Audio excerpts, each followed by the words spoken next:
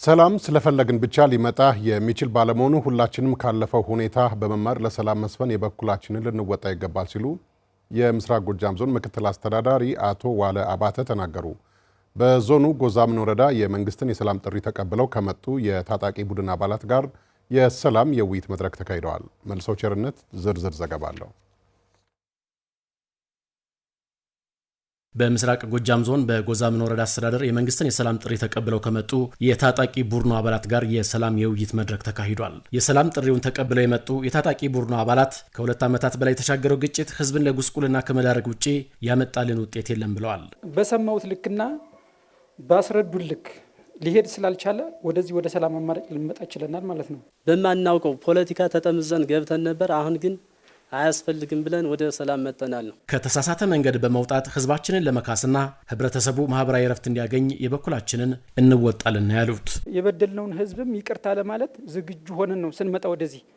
በከተማና በዞን አስተዳደር ደግሞ ይህንን የሰላም ጥሪ ማቅረብ ብቻ ሳይሆን በሰላም ጥሪው አማካኝነት የመጡትን አባላት ቀጥታ በሚፈልጉት በአቅማችሁ አቋቁማችሁ ወይ ወደ ስራ የሚገቡበትን ነገር በፍጥነት መስራት ከኛ የሚጠበቅ ነገር አለ የምናደርገው ማለት ነው።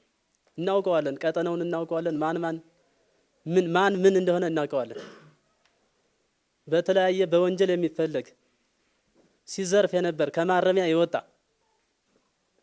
በተለያየ ማለት ነው ሰው ሲያስገድል ሲገል የነበር ኃይል ነው እንግዲህ አማራን ነፃ ወጣለሁ ብሎ ህብረተሰቡን እያደናገረ እዚያ ቁጭ ብሎ ያለ ማለት ነው። የጎዛምን ወረዳ አስተዳዳሪ አለሙ ውበት ግጭት ህፃናትን ከትምህርት ገበታ ውጭ አድርጓል። ይህ ደግሞ የትውልድ ክፍተትን እየፈጠረ በመሆኑ በግጭቱ ምክንያት የታጣው ልማትና ኢኮኖሚያዊ ተጠቃሚነት እንዲረጋገጥ ለዘላቂ ሰላም መስራት ለነገ የማይባል ተግባር ስለመሆኑ አመላክተዋል።